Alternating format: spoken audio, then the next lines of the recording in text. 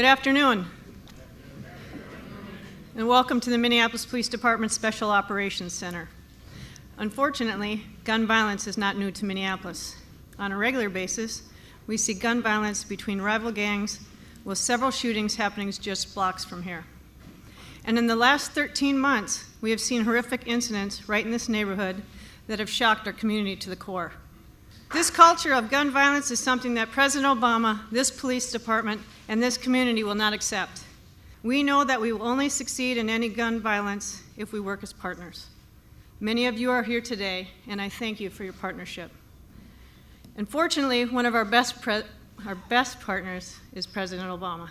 We have a president who has always supported law enforcement and not only understands the complexity of gun violence, but has the courage to seek out and implement solutions. It is now my privilege and my honor to introduce the President of the United States, Barack Obama.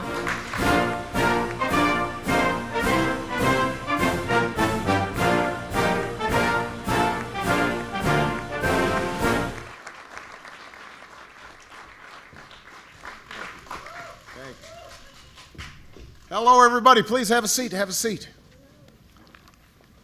Well, it is good to be back in Minnesota. It's good to be back. Although I was commenting that they don't really have winter in Washington, D.C. So I've gotten soft over these last 4 years. When I was in Chicago, this was nothing. Now it's something.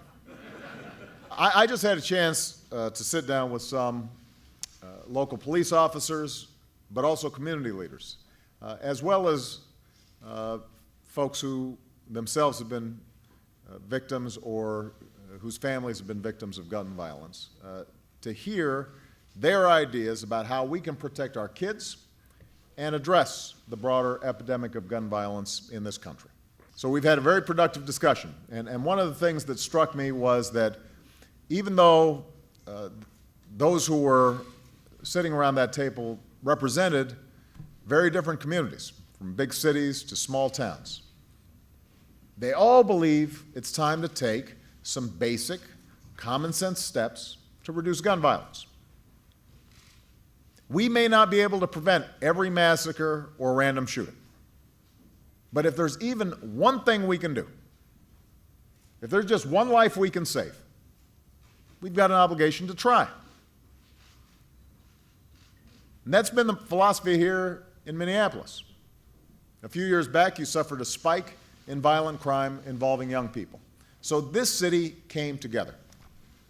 You launched a series of youth initiatives that have reduced the number of young people injured by guns by 40%. 40%. So when it comes to protecting our children from gun violence, you've shown that progress is possible.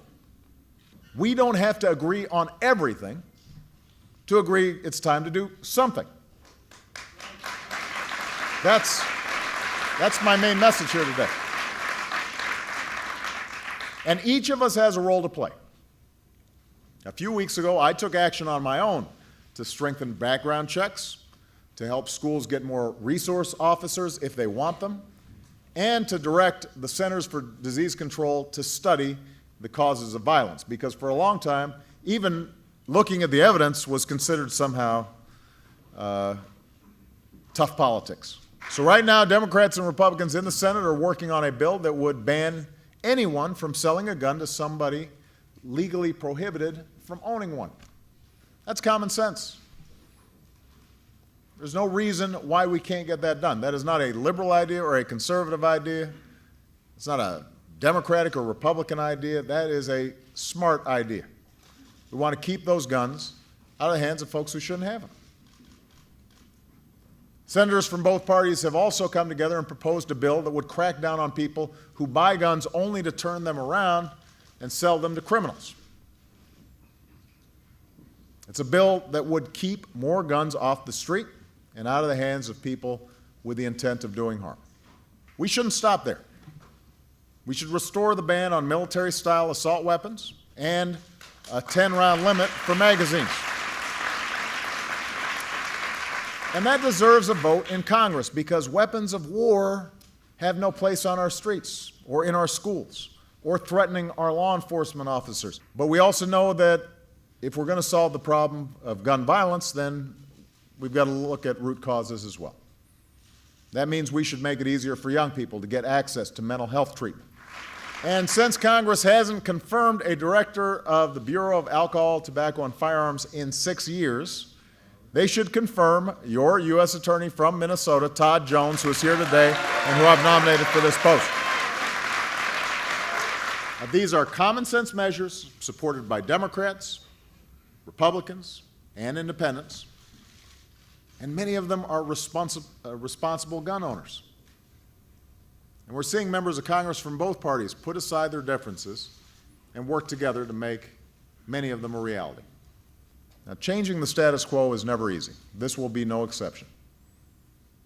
The only way we can reduce gun violence in this country is if the American people decide it's important, if you decide it's important. We've suffered too much pain to stand by and do nothing. And that's why I need everybody who's listening to keep the pressure on your member of Congress to do the right thing. Tell them there's no legislation to eliminate all guns. There's no legislation being proposed to subvert the Second Amendment.